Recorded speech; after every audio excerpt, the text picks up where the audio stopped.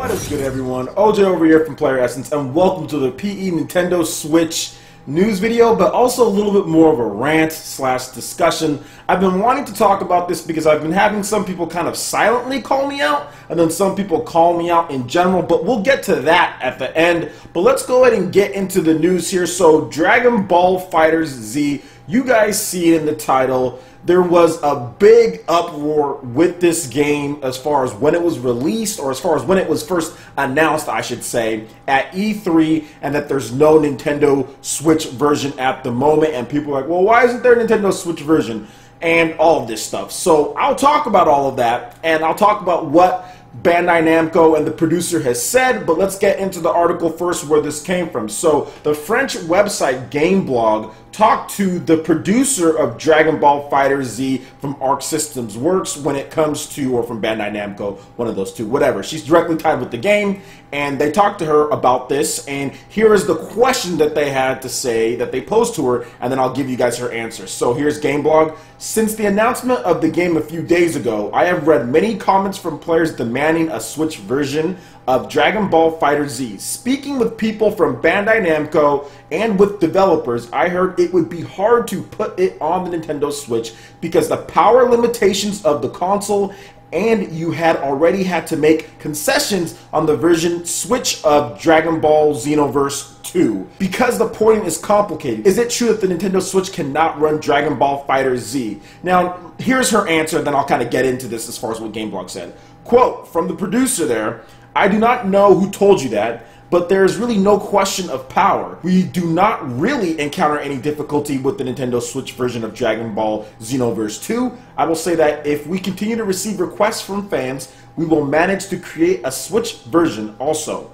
The latter may not come out at the same time as the others, but we might consider it. So this was translated from French, okay? So some of the wording might not be correctly as far as accurate, but that's the general gist of what they were saying there. So first, let's get to the interviewer, okay? You didn't hear that Dragon Ball Xenoverse 2 was hard to port over, that they're making concessions. You didn't hear that. You didn't hear that the power was too much, the reason why they're not bringing this game over. You made that up. You completely made that up. How come nobody else heard that but you? You're the only person that heard that? Are you serious? You're the only person? Where did anyone else say, oh, Dragon Ball Xenoverse 2 is having problems on the Nintendo Switch? They've shown the game off. It's launching in September. The Switch has been out since, what, a few months? It's been out at this point. They got dev kits at the mid to early last year. Maybe Bandai Namco got dev kits a little bit earlier. I don't know when they started work on Xenoverse 2, but they didn't rush it out for launch. They took their time, and it looks like a quality port. Who said it was hard for them to port it over? Nobody said that. And this is the problem that I see with journalism today, when people just make up stuff. And look, I'm not trying to necessarily call this dude out or Gameblog out for what they're doing here, but at the same time, don't sit here and tell me, oh, well, speaking with developers, they said this. Nobody said that, okay? Because you're the only person who reported on that. So did they give you exclusive information and you decided to throw it into this interview here? Nobody said that Xenoverse 2 is hard to port to the Nintendo Switch. Bandai Namco never said that, and they sure as hell didn't tell you that, okay? So this is the bad journalism that I'm talking about, and this is the type of information that people just say, like, to their friends or just say online, and then it gets spread around. Now you have everyone saying, oh, well, Dragon Ball FighterZ isn't coming to the Switch because it's not powerful enough, because you got guys like this who just make up stuff and put it out there on the internet and then drag it into things. Now, luckily, he actually talked to the developer so we can get the truth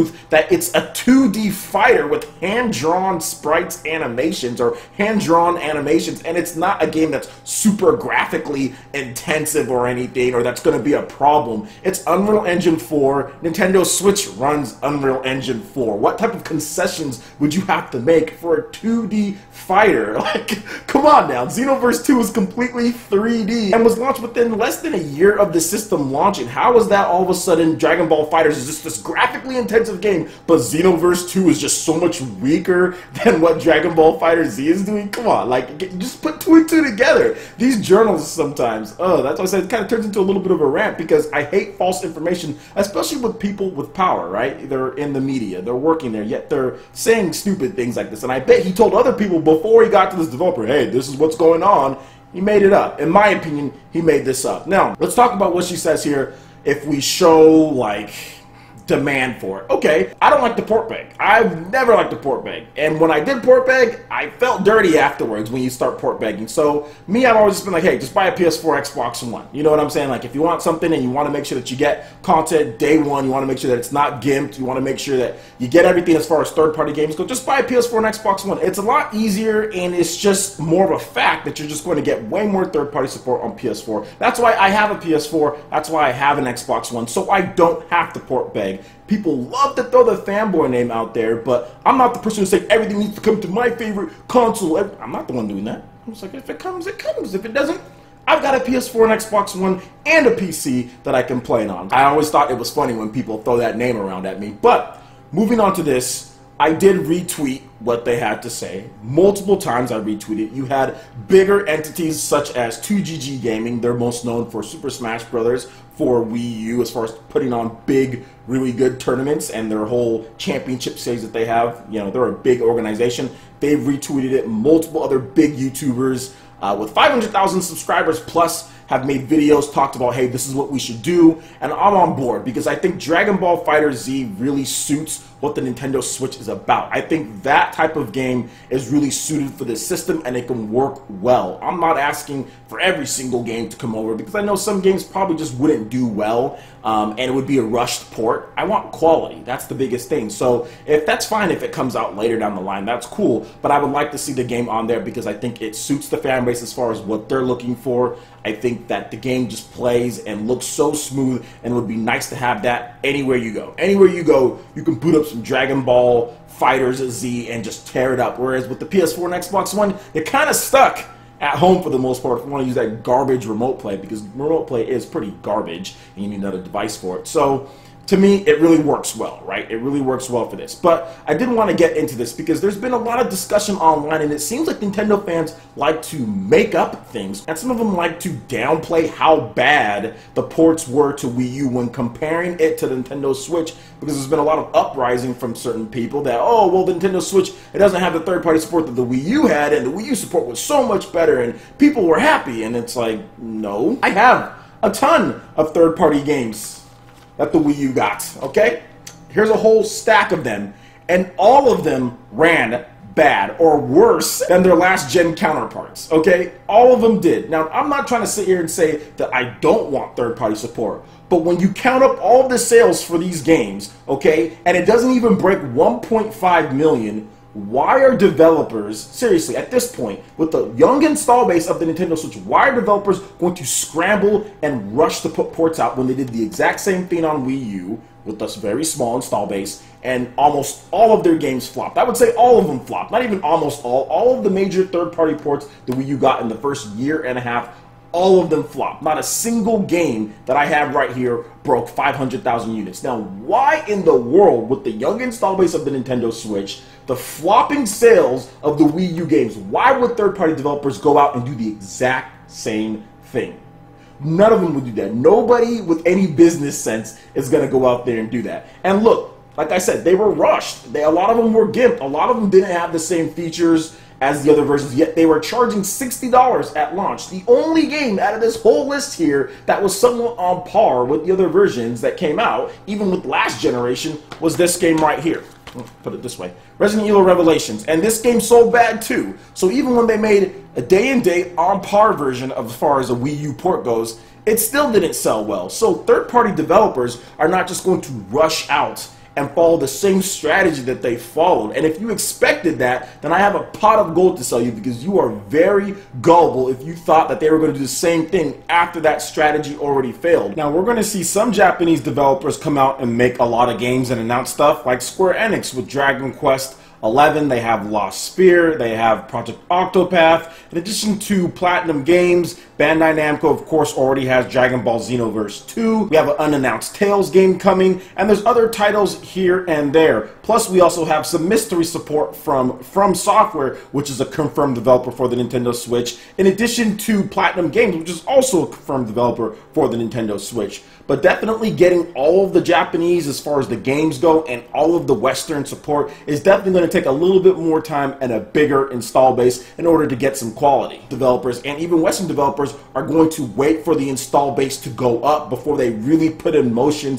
their plans. Now, they're probably in the planning phase as far as that goes, because developers, which is fact, got their kits 2016, around that mid 2016, some of them late 2016. That's when they got their development kits. A lot of them are going in the planning phase as far as making games, and we might start seeing things in 2018, 2019, after the Switch has 15 to 20 million unit install base. That's healthy. They can put their games out on there, but with the 4 or 5 million unit install base, or maybe by the end of the year 6, 7, however much the Nintendo Switch has, that's not enough for a lot of these third-party developers. That's why you saw with the PS3, Xbox 360, PS4, Xbox One, a lot of the developers put their games on both of the systems. They were dual launches, or they came out a little bit later down the line. They put it on PS3 and 360 and PS4 and Xbox One until PS4 and Xbox One had a big enough install base. Then you started seeing the 360 and PS3 fade away, okay? With the Wii U, never had a big install base, never had anything. Developers did not have any success. Yes, a lot of their ports were gimped and all that, but they were also rushed. You can't sit here and demand third-party support and all this stuff and say, we need to have it right now. And it needs to every single game that's been in development for 3, 4 years now that's coming out this year should be on Switch. No, it's not that easy. It's not that simple. Games are not conjured up with magic from developers. And if you do want to port that quick, be ready for it to be gimped like a lot of these ports. I have Mass Effect Special Edition missing so much of the content, runs worse than the Xbox 360 version. That should not happen. I have so many of these games. Splinter Cell, okay port, but still runs worse than the Xbox 360 version of the game. The frame rates are a little, you know what I'm saying, low. And then let's just talk about some of these other games, even like Batman and Assassin's Creed. And the biggest thing is like Assassin's Creed. That game, seriously, like when the frame rate, I'm 30 years old, when the frame rate is damn near half your age at 30, there's a problem. You got that frost soft frame rate? I mean, come on, man. It's 15, 16 frames per second. This is the type of gimped and rushed ports that basically doom third-party support when nobody bought all these games, because you have these crappy ports coming out that were rushed out. Give the developers time, let them make quality ports. What we're seeing at this point from the Nintendo Switch when it comes to any of the ports that are going to be on the system, based on what I'm seeing from FIFA, based on what I'm seeing from Skyrim, based on what I'm seeing from NBA 2K or what they've talked about from there, all those are going to be far better quality ports than what we saw with the Wii U. So that's what you want. You want quality ports. You don't want gimped rush ports, because that's going to lead to bad sales, and that's going to lead to developers abandoning the Switch. I understand some of you guys really want that support and you want it now, but you can't have it, want it now, and then also expect quality, because these games have been in development before the Switch was even a thing or even had a dev kit for them to develop on. And that's something that you guys just need to understand. It's not even about opinion or anything like that. It's fact. It's straight up fact. So that's my stance on it. Because like I said, I had a couple people calling me out and saying certain things. I have these ports, guys. I supported them. But Jesus Christ, some of the frame rates, even on like this game, the frame rates were in the 20s frames per second range, 22. That's not good. That's not good. That makes it bad on your system. So all this third-party support that people are saying, oh, Wii U had and the Switch isn't getting it, did that help the Wii U? Absolutely not, because developers abandoned it because they were crappy ports. Wii U owners weren't buying the games. If we got this same rushed type of ports on the Nintendo Switch, do you think people would be rushing out and buying these games if they were bad? Probably not. Probably would do a little bit better because the Switch is a more popular system, but don't expect massive sales with less than 10 million units of the Switch even out on the market. So it's a numbers game, guys. Third-party developers want to see huge install bases, and they want to make sure that their game can run good and play good on the system. We need quality. We don't need a bunch of quantity at the beginning. We've got a ton of first-party content coming. We need a lot of systems to be sold on the market, which first-party games push Nintendo systems, and then we need quality. And then we need quality coming in. So that's my take. Not that I don't want third-party support, because some people are trying to say, oh, well, you don't want it. No, it's not it at all. I want quality third-party support. And I don't have a problem playing the game on PS4 and Xbox One. if there is a game that I'm going to buy on PS4 and Xbox One, I don't have a problem buying it on there and waiting till we get that quality. That's fine by me, because I'm not going to go through what Wii U went through, where I'm buying these games and they run like trash. Seriously, Assassin's Creed 3, 16 frames per second at times. That's horrible. That's so bad. And it's not just Assassin's Creed. There were multiple other games. Ninja Gaiden, this game's frame rate at times is just, yikes. You know what I'm saying? But rushed out for launch. They probably should have just waited, put some more time into it. So that's my take on it. Let me know what you guys think in the comment section below. I would love to hear you guys' thoughts. Alright guys, that wraps it up for this video here. Check out the links in the description below. We've got Facebook, we've got Twitter. Go ahead and give us a like and a follow on our social media. It really helps us spread the content of PlayerEssence across the interwebs, in addition to YouTube.